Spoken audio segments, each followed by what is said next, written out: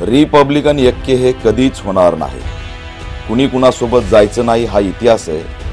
तरी सुद्धा दुर्दैवाने ऐक्याच्या मुद्द्याचं तुणतुणं वाजत असतं आणि त्यातून फक्त आंबेडकरी चळवळीची थट्टा आणि हसू होतं। आज आम्ही बघतोय प्रत्येक वेळी 4 दिवस हा मुद्दा मीडियात येतो, पण ऐक्य करायचंच तर त्यासाठी प्रॅक्टिकल पावलं कुणीच उचलत नाही।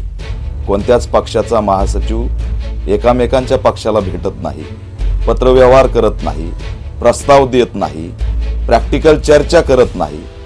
केवळ मीडियामध्ये चर्चा घडून आणायची याच्या पलीकडे ऐक्याचा मुद्दा कधीच गेला नाही। आज आंबेडकरी चळवळीतला तरुण सतर्क झालाय। त्याला रिपब्लिकन ऐक्य म्हणजे हे सुद्धा कळत नाही। त्याला पाहिजे बदल। ऐक्य हे त्याच्या समजण्याच्या बाहेर झालेलं आहे।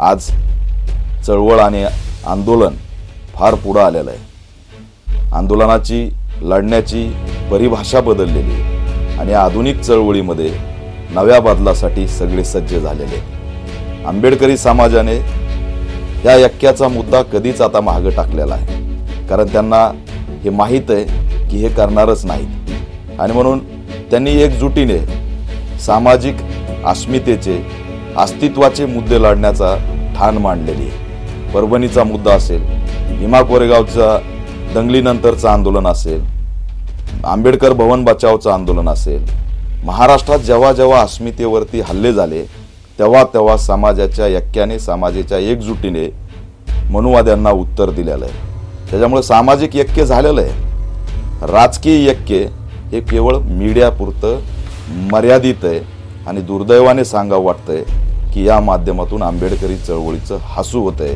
त्याच्यामुळे आजच्या तरुणांनी ऐक्य नाही तर बदल मागितलाय याची नोंद असणारी आंबेडकरी चळवळीतील ज्येष्ठ नेत्यांनी घेतली पाहिजे।